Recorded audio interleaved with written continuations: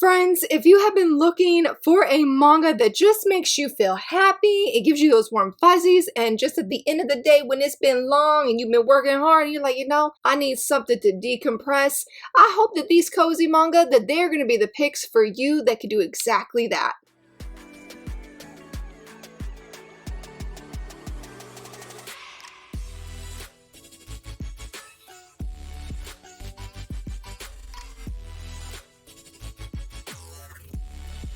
Hello friends, happy Wednesday. So very excited that you're here. We are continuing my theme event of sorts, though just for Wednesdays, of sharing shoujosei manga that capture the spirit of Thanksgiving. I am very excited for today's video, even though technically I was going to do what was supposed to be next week's video, but I pushed it forward because I'm waiting on some books or some holds from the library to come in. They haven't come in yet. I'm like, please hurry. So we are talking about cozy manga. Now I feel like this term is very subjective, because one person may feel that a certain title is considered a cozy manga. Like I saw somebody mention A Condition Called Love, and I wouldn't necessarily feel that's a cozy manga. I almost was going to say, I don't think I have it up here. Well, I have one of the volumes. Yeah, I have it right here. That I was almost going to say that Glasses I consider to be like a cozy comfort read for me personally, but that's just because I love those characters, and I feel like if I didn't have that biasness and nostalgia and that deep fondness and love for it, it probably wouldn't necessarily be a cozy manga. So I'm sort of basing my picks today, my underrated picks if I might add, though I do have at least 2 manga on here that are more popular or more well-known and well-loved. In today's shoujosei game, I will feature that at the end of the video though, as well as last week's, because I didn't share it in that video of Found Family. And I guess it's a great point to mention that some people feel that for cozy manga, it does capture that Found Family trope. And I feel like, as I was saying at the beginning, I really feel like these are great manga where you want something easygoing, you want something that is going to make your heart feel lighter, which is hard for me because a lot of slice of life manga I feel fits that perfectly. I'm like, well, I don't want to do just slice of life. So this would be a perfect time to go in to number 1. Then I'm going to say Aria of the Beach Forest. Now, I unfortunately don't have my copies on me. This was a last minute choice because somehow I saw somebody feature and I said, yes, that is it. This is a completed 3-volume shoujo series by Yen Press. Perfect for this time of the year, honestly. It's very fall, cozy fall vibes. It's about a young woman, Aria. She is a young witch. She has been living by herself. She lives, I think it's sort of like in a place that's supposed to make you think or gives you the vibes of Ireland.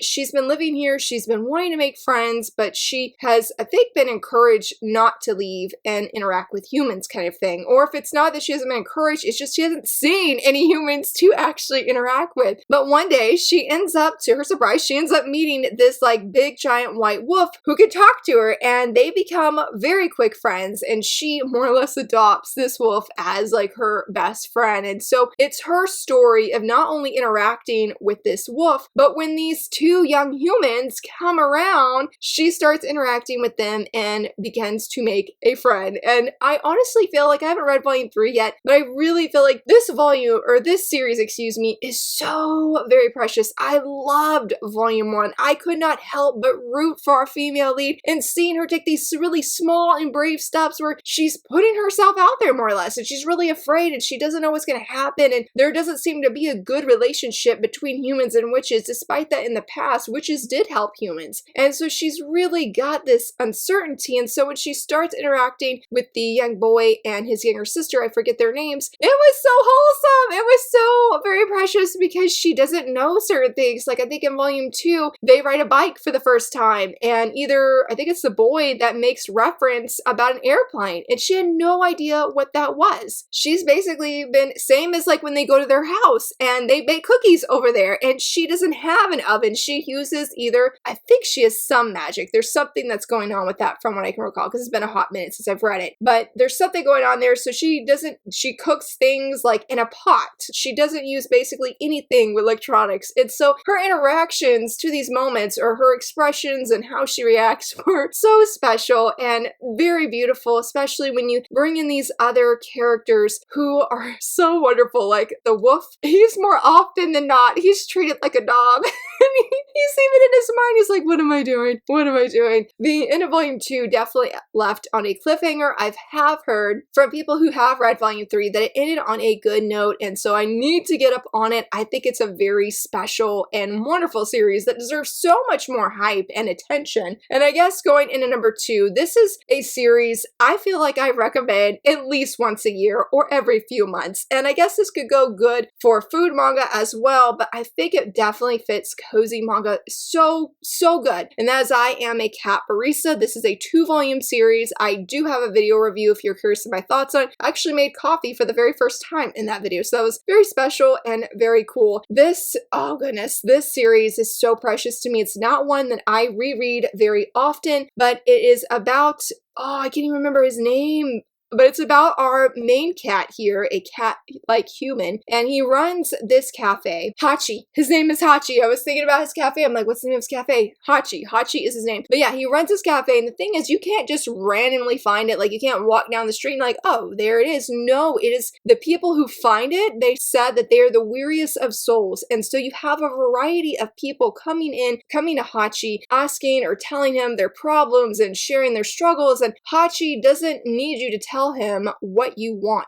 He knows what you need before you even ask or like convey like, hey, if you want to come in and want some hot chocolate because you're cold, he would already know. Like, that's a really simple, basic example, but to give an idea, I was so touched. There's a variety of people from different walks of life. Like, we have I think it was an older woman. We have a younger child who is has a lot of pressure on his shoulders and feels like he can't go to the beach, that he can't hang out with his friends because he has to study. And the young woman we meet at the very beginning, I think she's the very first customer that we meet. She is very much overworked at her job. She feels really underappreciated and she is just worn out. I remember reading this for the first time whenever that was, maybe like 2 years ago, and I cried reading it because I felt, despite that there's so many different people, that there was a little element in each one, some bigger than others, that I could so strongly relate to all of these different people. It really warmed my heart and I felt so revived after I read it, and just this deep comfort and this deep longing to go to Hachi's cafe and get to meet him, see what he would serve me. That's part of why I haven't reread this, because I feel like it's a very special series for me personally, and it's definitely one that I go to if I'm feeling discouraged, because it gives you just that, I wouldn't say motivation, but sometimes if you're not hearing the encouragement that you really are longing for deep in your heart from the people around you, or maybe you are, but it's just not really sticking in deep, you know what I mean? Because you're worrying about other things. I feel like this series just reminds me to slow down, that I'm doing a good job to the best of my abilities. It may not even seem it's that much, but it brings a lot of comfort to me. So, which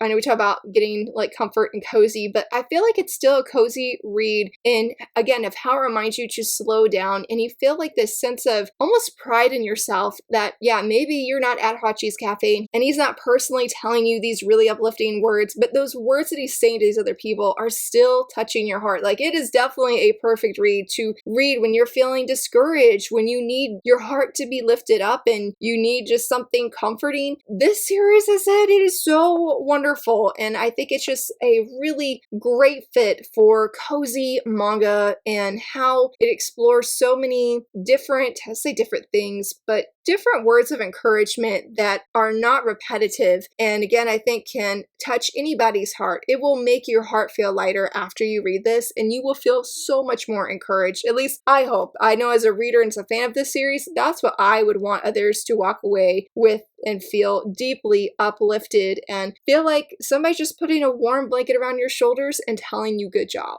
For number 3, like I said last week in my Found Family video, because I was sort of unsure of a few picks, I feel like they worked, but I was like, I don't know, maybe it's just my own biasness, and feeling that way for my 3rd pick, and that is Veil. I really debated if this counts as a cozy manga, because there's just nothing like Veil on the market. Like, there is absolutely, I don't know, I just feel like there's absolutely nothing like it. It is such a precious and wonderful series, and seeing the dislike for it has been really hard because I'm like, it's so good. I've read it 2 or 3 times alone just this year. But it's about a young woman here. She is, when we first meet her, she is walking along the streets and she doesn't ever seem to open her eyes. And she meets this young policeman. I think she almost like trips over his feet, I think is what it was. And she tells him like, hey, that she's looking for a job. And he's sort of feeling like, okay, I think this girl's running away from home, but he'll sort of indulge her. Interestingly enough, they really start to become close. It's hard to say if this is a romance, like all the signs I feel are there, but it's very slow burn. And I feel like this is a cozy manga, and that feeling, it may not have the found family, but that sense of like, man, when I read Veil, it is, you're here for the art.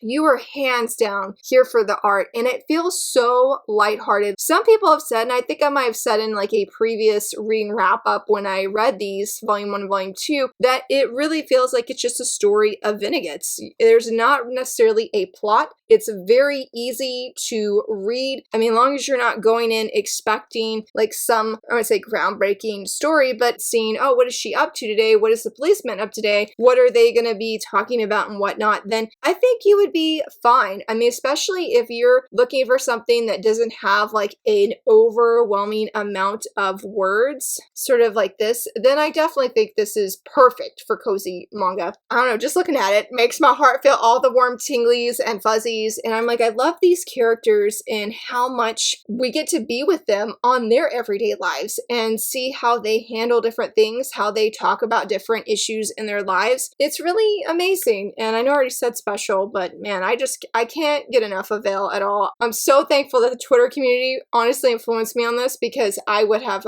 really been missing out on my own, because it is fantastic. It is fantastic. So I think it's another one that's great to decompress at the end of the day, and you just want to take in some beautiful art, and you just want some lighthearted moments that just make your heart feel better, make your day a little bit brighter. At least, again, this is what it did for me. I have deeply, deeply loved it and enjoyed it, and I'm not really fully sure all of what to say since it doesn't have that plot. And as I was just sharing, that art, except for what the one page that had the words on it, more or less, outside of like the chapter number, that at the beginning of every new chapter, you're seeing art just as it is. Like there's nothing with it. It's just beautiful art that I guess, or like this one, that the artist wanted to share. And I think that's what makes the story really unique in itself, because this is more of like an art book than an actual manga, say like I'm a cat barista. So I very feel like it's lighter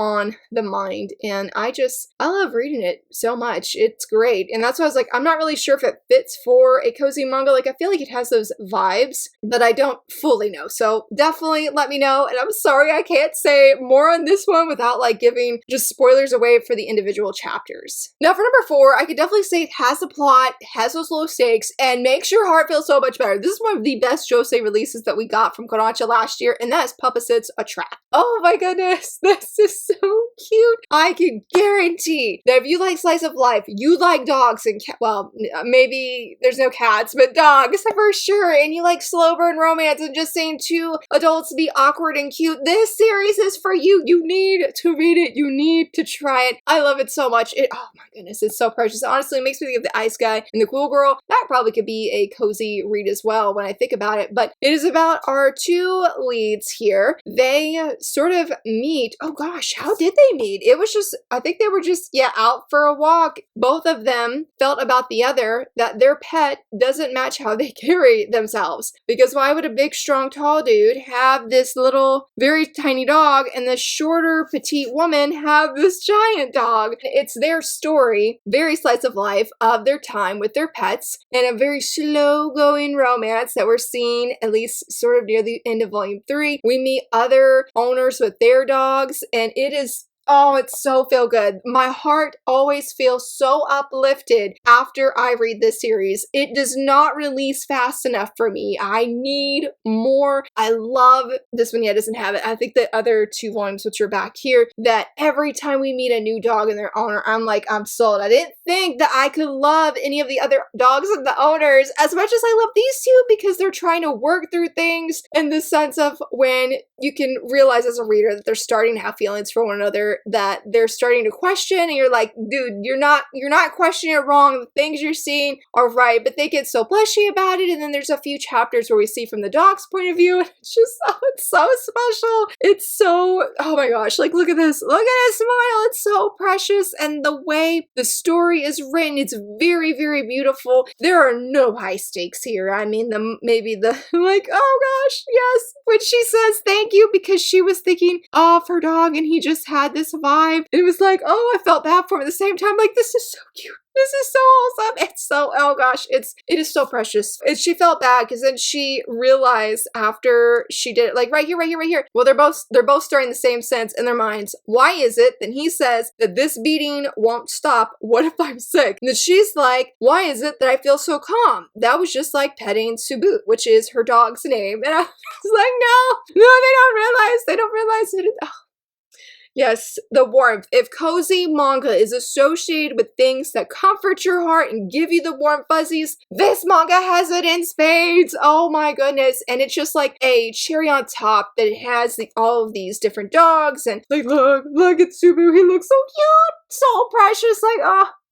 My heart just feels revived looking at it. It just feels so revived. I think we get like chapter 4. Oh my gosh, here's another one. Oh, he's so precious. I think we get volume 4 early spring, I think it is. Like, oh, like it's so late. And I'm like, give it to me sooner. Give it to me sooner. Yeah, she's like, I'm truly glad we met. And I feel the same way. Like, this is one of the ultimate coziest manga. I just really feel that it will encourage your heart. Now, I guess if that's not necessarily what you're wanting, like a slice of life, then you may not quite feel that way. But if you like slice of life, and again, you like dogs, this is it. This is it. This is that cozy manga that your life is needing. And when you get off work, you're like, man, I'm tired and you just need to pick me up. This manga, that is your pick me up. It will comfort your heart. It will give you those warm tinglies and your day will feel so much better. And for number 5, last but not least, I sort of did a quick reread of this because somebody mentioned online. I said, you know something? Yes. And while it was like at one time, it was at peak hype. Like everybody was reading it. Felt like I got influenced to read it myself. And that's the Savior's Book Cafe story in Another World. This is a completed 5-volume series from 7 Seas. I do have a video review and it was wonderful being back in this series this morning. I'm supposed to be reading other things, but you know, I did not read those things. I was busy reading this, but it is about our main female lead. She gets confronted by this orb that says, hey, you're going to be the savior in another world. And she tells them,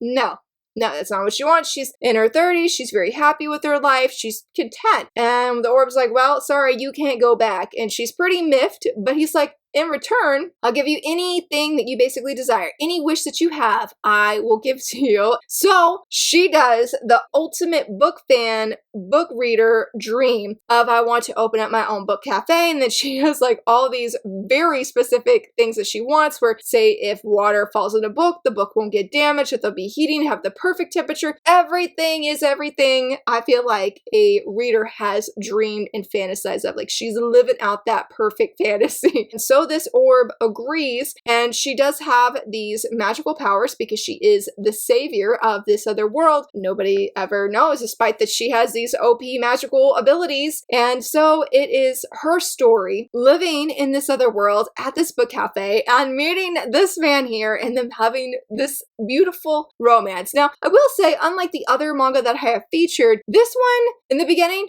it is perfect for cozy vibes. Like, oh my goodness, when I see them reading by the fireplace and them eating these really light lunches and dinners and they're just talking about how much they love books and stuff, I was like, man, this is perfect. I love it. It's great. And it gave me some warm feelings today. A lot of them this morning, which was great because I had a headache forming and I was like, man, when I finished reading, I was like, oh, I don't physically feel the best, but I was like, my heart feels better. My heart feels a lot better after reading this. I bring up to say that Volume 1 was perfect in those cozy vibes, but as you get along in the series, like the end of Volume 2, end of Volume 3, and then even in some of Volume 5, there are some low-key stakes that we see, especially concerning this world that she lives in, and when she meets other certain characters that play a pivotal part in things that are happening that are pretty devastating, or they could be if she didn't intervene, that they could be devastating for this world and cause a lot of tragedy and chaos. Outside of those moments, it is very, very cozy, and I was like, like, man, I don't know how fully underrated this is, because again, it did have, when it first released, I feel like everybody was reading it. Whatever year that was at this release,